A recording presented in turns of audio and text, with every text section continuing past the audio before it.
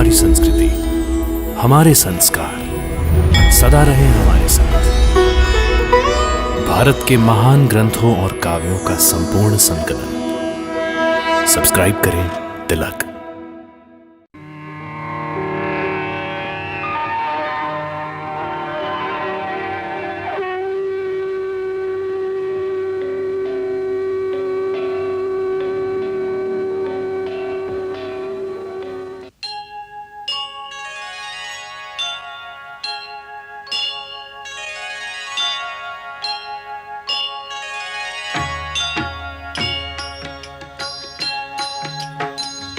सीताराम चरित अति पावन, मधुर सरस अरु अति मन भावन।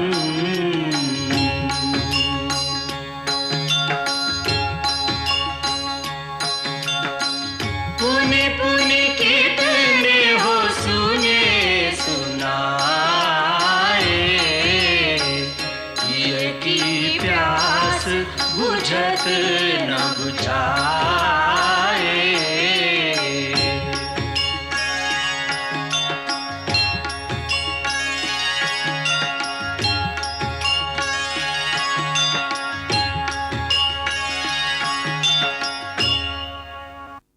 हमारी ओर से महाराज को धन्यवाद कहिएगा महारानी।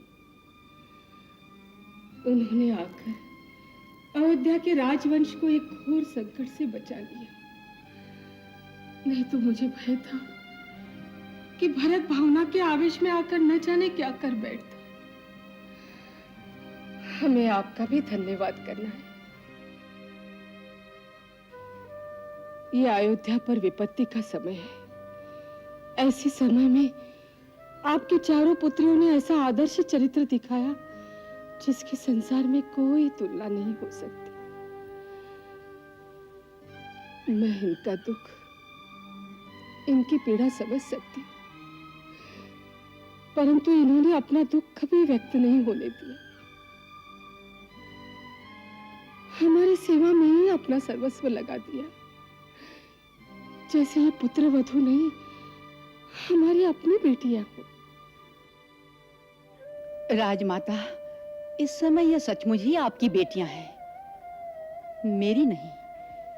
मेरा नाता तो विवाह के दिन ही समाप्त हो गया। ये इनका सौभाग्य है कि जिन्हें आप जैसी महान माताएं मिली हैं। आपकी कोख धन्य है राजमाता। ऐसे पुत्र रत्न कई जन्मों के पुण्य से प्राप्त होते हैं, एक से एक महान, जिनके कारण आज हमारा मस्तक गर्व से ऊंचा हो गया है। महाराज ने मुझे कहा कि जाने से पहले राजमाता कौशल्या के चरण छूकर आना। ऐसी वंदनीय माता के पुण्य प्रताप से ही संतान में दिव्य संस्कार आते हैं। नहीं महारानी नहीं, आप हमें लज्जित ना करें। पहले से ही हम आपके दोषी हैं। हम इन सबको कोई सुख नहीं दे सके। अब सीता को ही देखो, राजरानी बनाने का वचन देकर महाराज उसे मिथिला से लाए थे, परंतु हमने उसे वन के कांटों में नंगे पांव भेज दिया। राजरानी होना तो एक साधारण बात थी। मेरी सीता को आज वह पद प्राप्त हुआ है जहां सारा संसार उसकी वंदना करता है। ये आप ही के आशीर्वाद का फल है राजमाता। उसमें मेरा कुछ नहीं। माँ की शिक्षा ही बेटे को अच्छा या बुरा बना सकती। ये आप ही की शिक्षा का फल है जो आज सीता ने हम सब नारियों का गौरव बढ़ा दिया है। जब भी इतिहास महान पतिव्रताओं का वर्णन करेगा, उसमें सर्वप्रथम सीता का ही नाम होगा।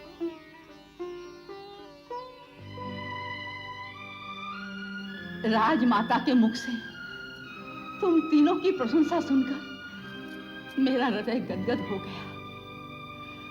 अपनी बड़ी दीदी सीता को देखो, अपने उत्तम आचरण से कैसे उसने सभी प्राणियों का आदर प्राप्त किया है। उसी की भांति तुम तीनों को भी त्याग और सेवा के कीर्तिमान स्थापित करने चाहिए।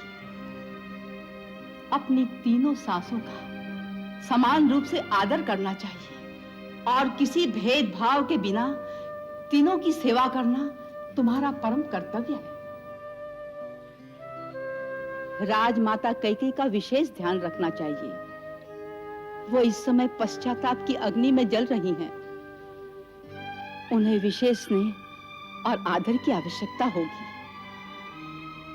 उनसे एक ही शिक्षा सीखनी चाहिए कि किसी मंथरा जैसी घर फोड़ी की चिकनी चुपड़ी बातों के बहकावे में आकर अपने कुल की एकता को नहीं तोड़ना चाहिए।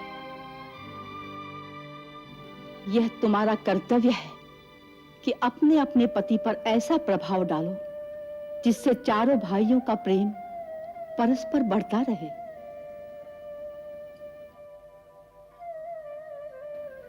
तुम लोग दुखी हो, फिर भी इस समय मैं तुमको मिथिला आने के लिए नहीं कहूंगी। तुम्हारी ससुराल पर यह विपत्ति का समय है। इस समय अपने पतियों, माताओं और समस्त बंधु बांधवों का दुख बांटना ही तुम्हारा धर्म है। 14 वर्ष के पश्चात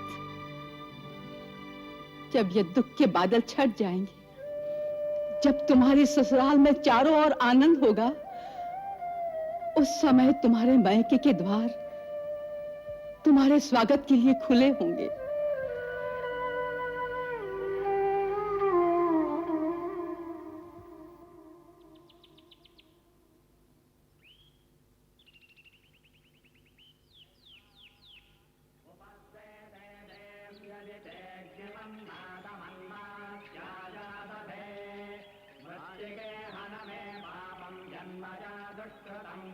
श्रीमान, महर्षि से निवेदन कीजिए कि महाराज दशरथ का पुत्र राम, सीता और लक्ष्मण सहित उनके दर्शनों की आज्ञा चाहता है। जी।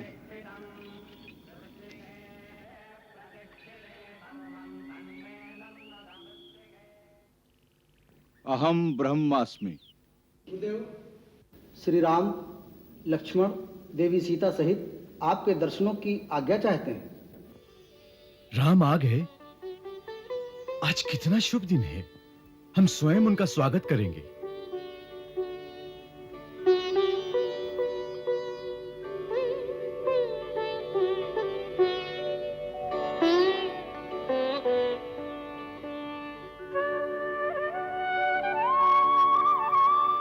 राम, अत्रि के आश्रम में तुम्हारा स्वागत है।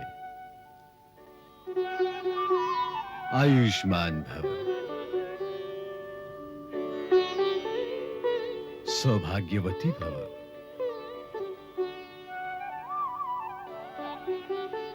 कल्याण हो। पधारो।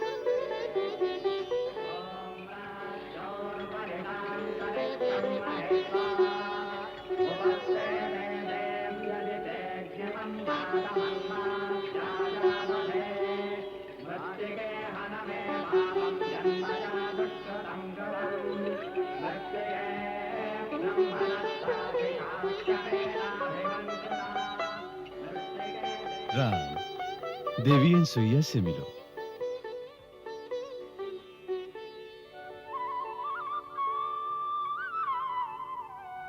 महादेवी, मैं दशरथ पुत्र राम अपने अनुज लक्ष्मण और भार्या जनक सुता सीता सहित आपके श्री चरणों में प्रणाम करता हूं। आयुष्मान भव।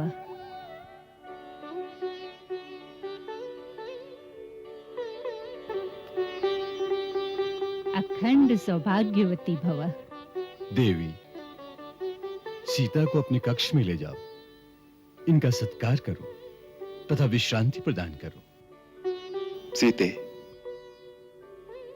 विश्व वंदनीय महासती अनुसुईया के दर्शन के लिए देवता भी तरसते हैं। ये वही परम तपस्विनी हैं जिन्होंने एक समय जब 10 वर्ष तक वर्षा न होने के कारण यहां की धरती दग्ध हो रही थी, तो अपनी घोर तपस्या से गंगा को प्रसन्न किया और उसकी एक धारा को यहां चित्रकूट तक ले आई, जो पवित्र मंदाकिनी के नाम से प्रसिद्ध हुई।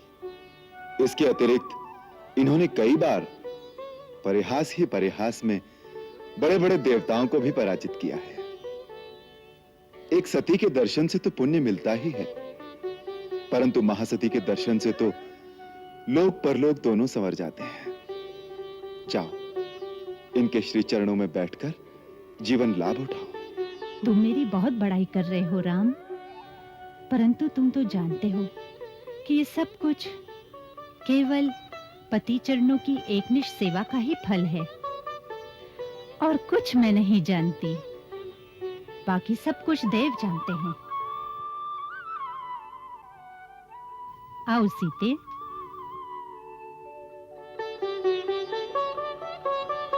पधारो।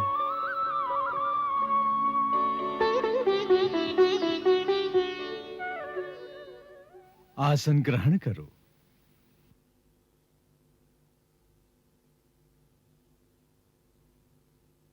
राम, हमें बहुत दिनों से तुम्हारी प्रतीक्षा थी।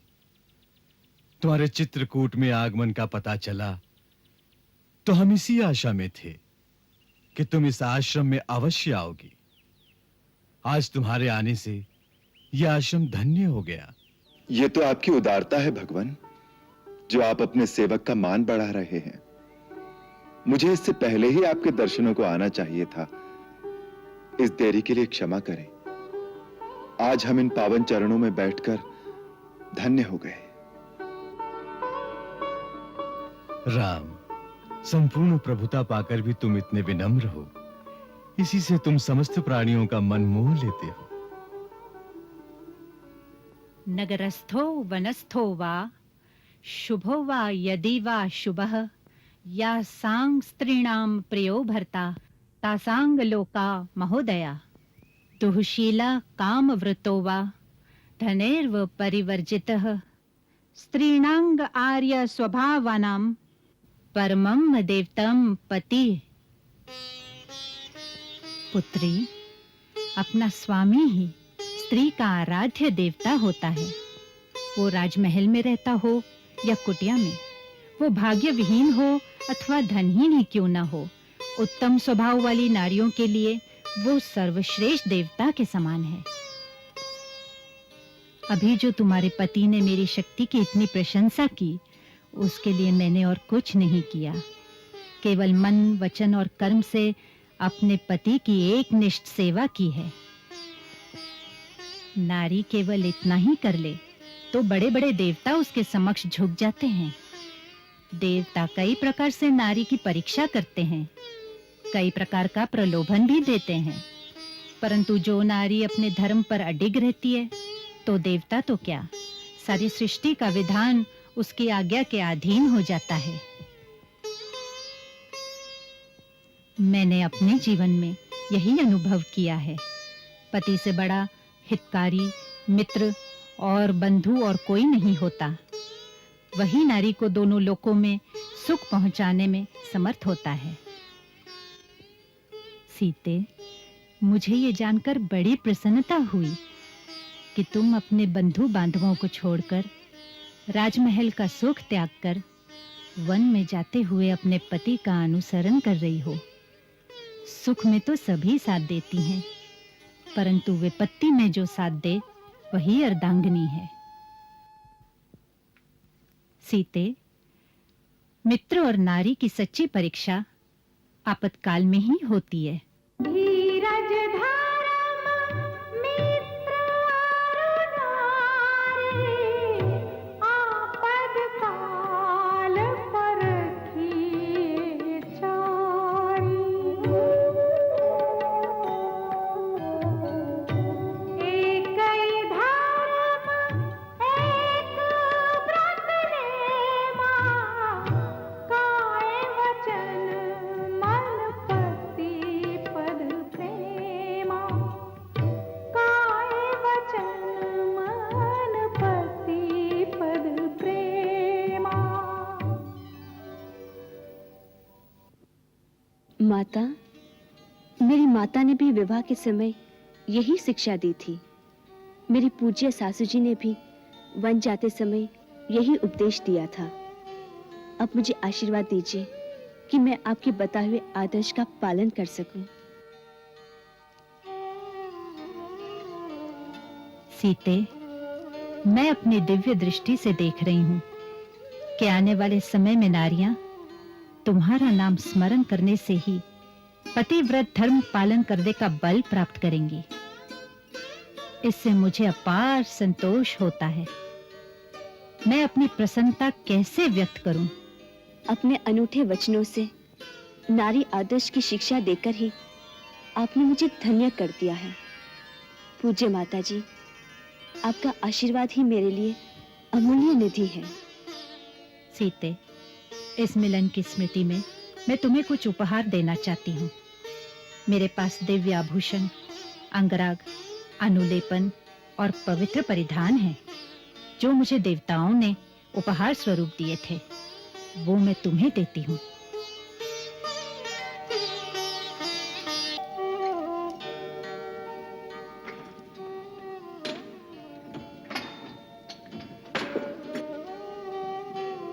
ये वस्त्र आभूषण मैं तुम्हें देती हूँ, जिसे धारण करने से तुम्हारे पति भी प्रसन्न होंगे। ये सब देवांगनाओं का दिया हुआ उपहार है। सुहागन स्त्री को अपने पति के सामने सदा सुंदर ही दिखना चाहिए। उससे पति का मन प्रसन्न होता है और स्त्री को उसका विशेष स्नेह मिलता है। ये वस्त्र या आभूषण कभी मलिन नहीं होंगे। इस अंगराग और अनुलेपन का प्रयोग करने से तुम सर्वदा युवती ही दिखाई दोगी। सीते, अब तुम ये वस्त्र और आभूषण मेरे सामने धारण करो, जिससे तुम्हें इस दिव्य परिधान में देखकर मुझे भी सुख मिले। हाँ सीते, ये सब कुछ तुम्हारे लिए है। तुम इसे धारण करो। जो आज्ञा। यहां से आगे जो वन है, राक्षसों के उत्पात के कारण उसमें ऋषियों और तपस्वियों के लिए कोई सुरक्षा नहीं रही। वो लोग नरभक्षी हैं। जो तपस्वी और ब्रह्मचारी अपवित्र या असावधान होते हैं, उन्हें वो लोग मारकर खा जाते हैं। तुम्हारे राज्य की सीमा पर ऋषियों को अभय प्रदान करना तुम्हारा कर्तव्य है। मैं आपको विश्वास दिलाता हूं महर्षि कि अपने वनवास की समस्त अवधि में इस दंडकारण्य के चारों ओर स्थान स्थान पर बने हुए समस्त ऋषि आश्रमों में एक प्रहरी की भांति घूमता रहूंगा, ताकि वो आश्रम सदा के लिए राक्षसों के भय से मुक्त हो जाएं। अब आप ही मेरा मार्गदर्शन कीजिए कि मैं कहां-कहां जाऊं और किस मार्ग से जाऊं। राम, सबसे पहले तुम शरभंग ऋषि के आश्रम पर जाओ। वो बहुत काल से तुम्हारी प्रतीक्षा कर रहे हैं। उनके पास समय बहुत कम रह गया है, इसलिए तुम पहले उनके दर्शन करो। किंचित सावधानी से जाना। इस मार्ग में विराध नाम का एक नरभक्षी राक्षस घूमता रहता है। वो तुम्हें शरभंग आश्रम से पहले या वहां से आगे जाने पर मिलेगा। आप चिंता न करें मुनिनाथ, मैं आपका आशय समझ गया। इस दंडकारण्य को राक्षसों के भय से सदा के लिए निष्कंटक कर दूं, इसके लिए मुझे आशीर्वाद दीजिए। मेरा आशीर्वाद सदा तुम्हारे साथ रहेगा।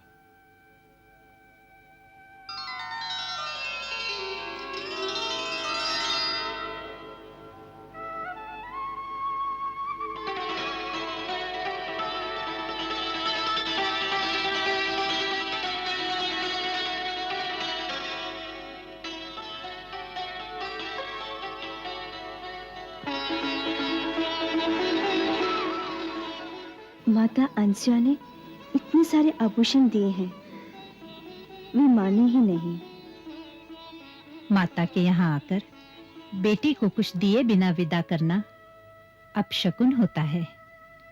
इन रत्नों और आभूषणों से बढ़कर जो नारी धर्म का उपदेश आपसे प्राप्त हुआ है, इतना महान और पवित्र उपहार है। सदा सुखी रहो बेटी। सीते, तुम बहुत भाग्यशाली हो।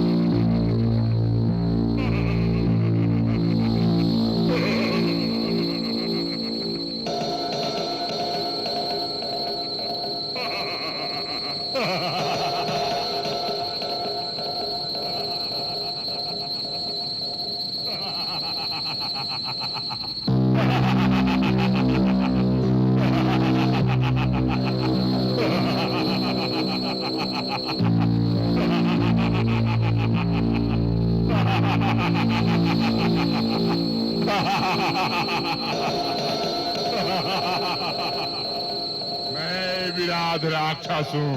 तुम जैसे तपस्वियों का मांस खाकर मैं मस्त रहता हूँ। इस सुंदर स्त्री को अपनी भार्या बनाऊंगा।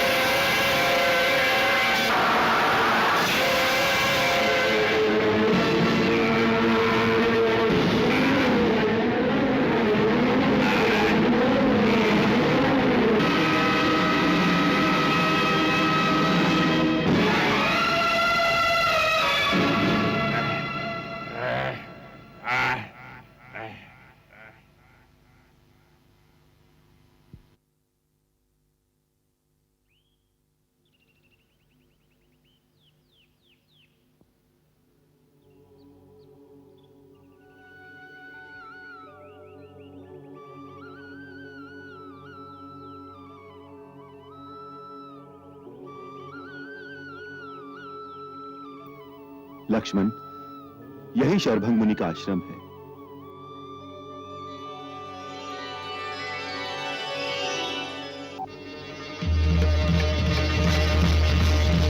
भैया, वो देखो क्या है।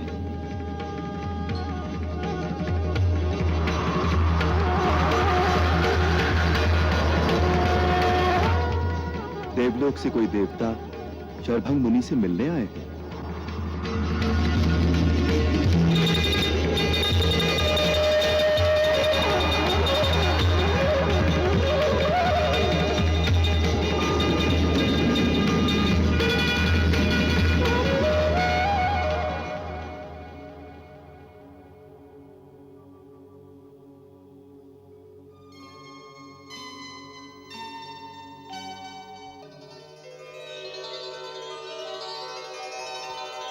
प्रणाम महर्षि शरभंग।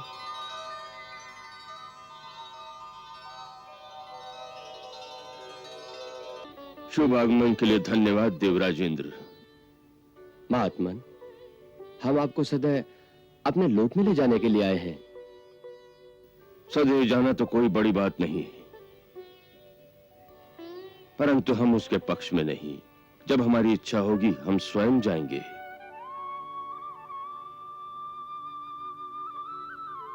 क्यों मुनिराज? ये प्रतिष्ठा तो किसी विरले को मिलती है। परंतु इससे प्रकृति के नियमों का उल्लंघन होता है। देवराज, मानवीय देह में किसी जीव का दूसरे लोक में जाना प्रकृति विरुद्ध है। फिर भी अपनी तपस्या के द्वारा कोई प्रकृति पर विजय प्राप्त कर ले तो भी अकारण उसे तपोबल का प्रदर्शन नहीं करना चाहिए।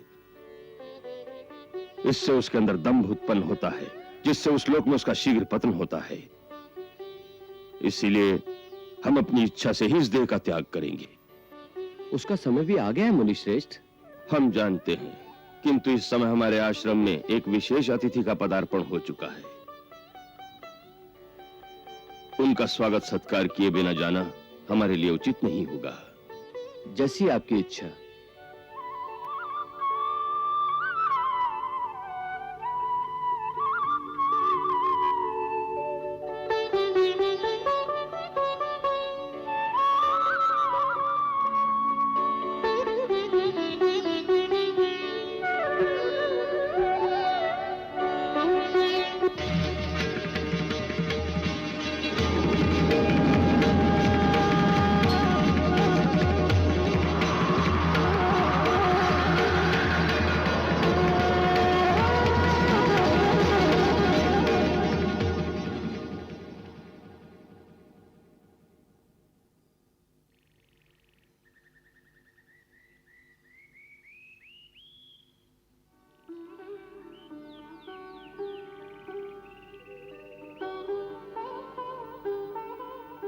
आयुष्मान भव, सौभाग्यवती भव, कल्याण भव।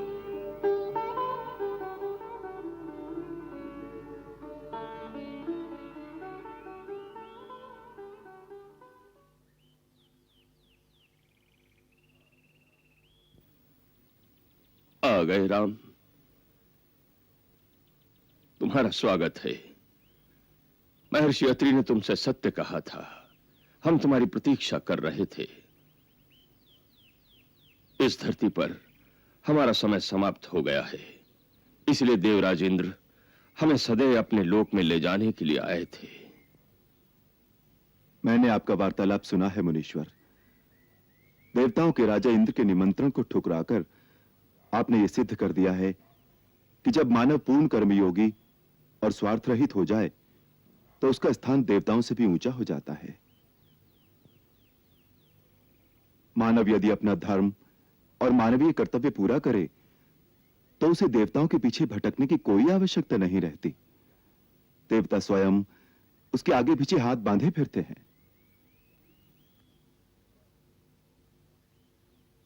स्वार्थ से मुक्त कौन है राघवेंद्र? हमें भी स्वार्थ था। हम दिव्य दृष्टि से देख रहे थे, महर्षि अत्रि से मिलकर तुम हमारे पास आ रहे हो। तुम्हारे दर्शन की लालसा में हमने इंद्र के निमंत्रण को तुच्छ समझा। आज तुम्हारे दर्शन पाकर हमारे कई जन्मों के पुण्य सफल हो गए पुरुषोत्तम। भगवान, आप मेरे पिता समान पूज्य हैं और हर पिता अपने पुत्र के स्नेह में ऐसे ही भाव विभोर रहता है।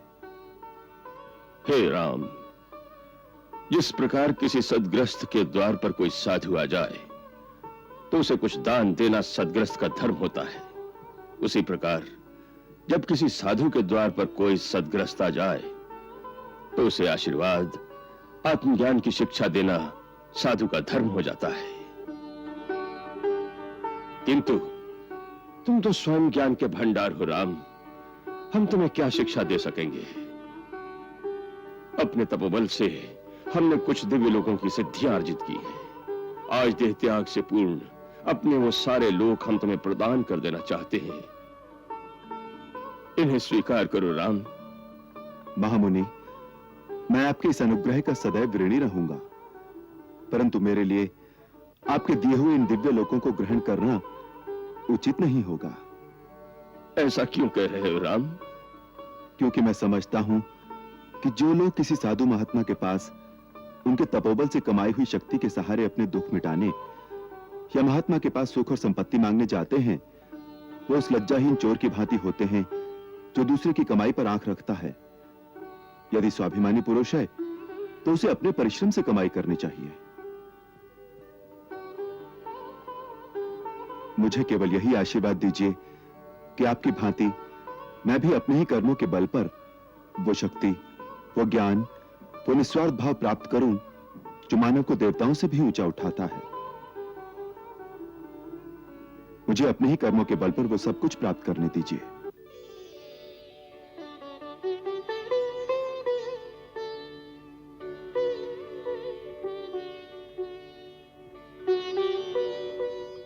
अति सुंदर, तुमने अपनी मर्यादा के अनुकूल वचन कहे हैं राम। तुम इस मानवीय जीवन में अपने कर्म और पराक्रम से मानव इतिहास में मर्यादा का आदर्श स्थापित कर सकोगे। यही हमारा आशीर्वाद है। आओ, हमारा अंतिम प्रणाम स्वीकार करो और हमें अनंत पथ पर जाने की आज्ञा दो।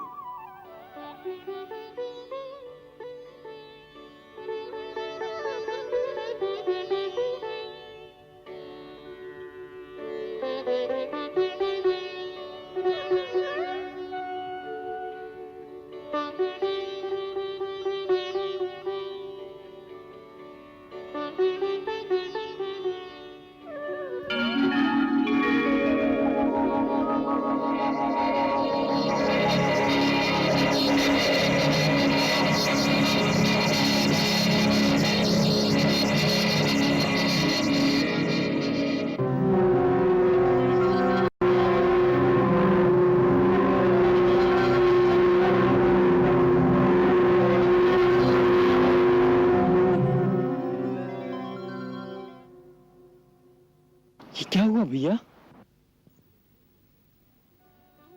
मुनिवर शरभंग अपनी योग अग्नि में अपने पार्थिव शरीर और उसके समस्त संस्कारों को भस्म करके एक अविनाशी पद की ओर चले गए हैं।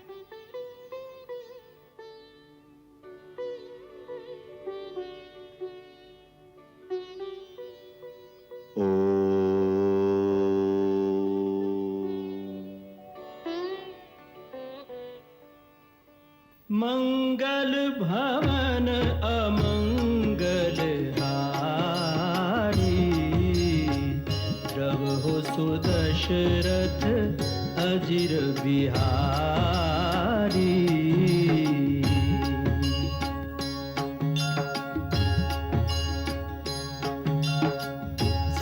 सीताराम चरित अति पावन, मधुर सरस अरु अति मन भावन।